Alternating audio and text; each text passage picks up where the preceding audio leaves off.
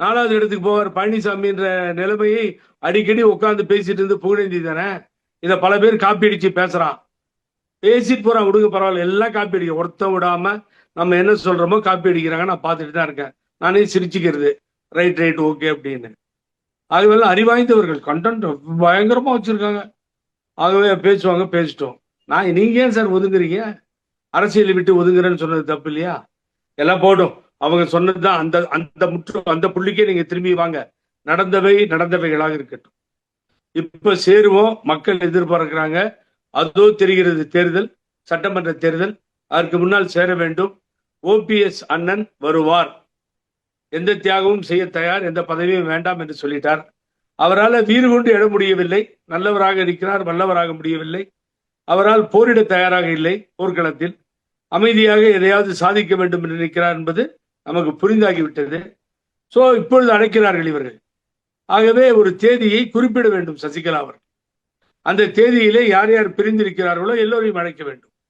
பழனிசாமியும் கூப்பிட்டுணும். இனிமேல் நீங்க கூப்பிட்டுட்டீங்க, நடந்தவை நடந்தவையாக இருக்கட்டும், நடப்பவை நல்லவையாக இருக்கட்டும் சொல்லிட்டு நீங்க பங்களாக்குள்ள போயிடக்கூடாது.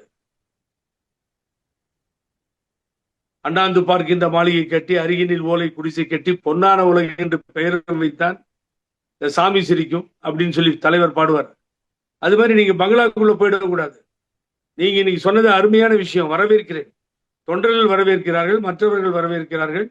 நீங்க சொன்ன நேரத்திலிருந்து சில மணி நேரங்களில் மீடியா அதை போக்கஸ் பண்ணிட்டு இருக்கு பெருசா. ஆகவே நீங்க இப்ப தேதியை நிர்ணயம் செய்யுங்கள்.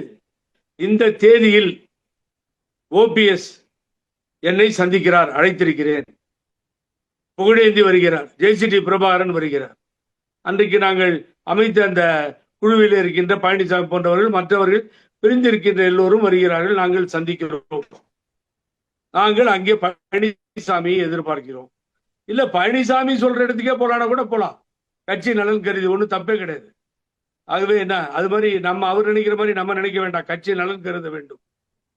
ஆகவே எல்லாத்தையும் மறப்போம்.